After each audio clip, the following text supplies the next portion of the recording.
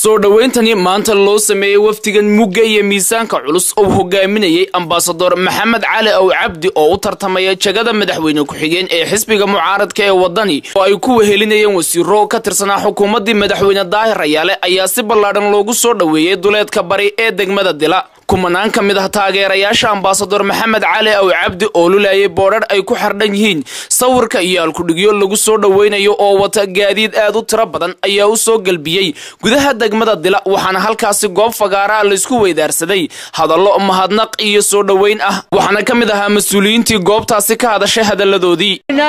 xisbiga wadani waa xisbiga hawada ku jira خضرنا لما قادوا منصورنا لما قادوا والله ده وقتي لعبنايي waxaan soo gaadhay waqtigii qof waliba wuxuu qabsado oo wadanka ku tarsado oo heli lahaa way dhamaatay cabashadii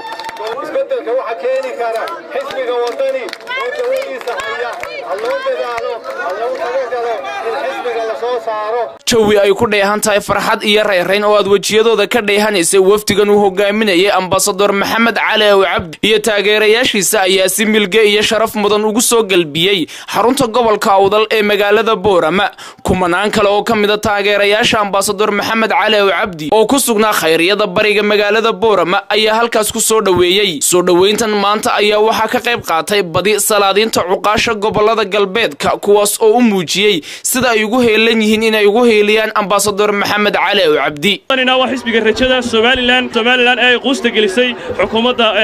gobolkeedu si dhacayo waxaan arkay in dhalinyarihii uu meeshii soo galay uu igaga fiican yahay odayaashii horena waxaan u malaynayaa in waqtigoogii waxoogaa sii gabagaba yahay gobolkeenana wuxuu ku faanaa waxbarashada ama dad aqoonta ku faana inaan aqoonta ku faanno oo ay inoo noqoto hub oo ay inoo noqoto waxa keliya inahaga wax kaga bedelo jaaniskana waxaan kaga faa'iidaysanaynaa inaanu taageerno musharaxiintan iyo xisbiga wadani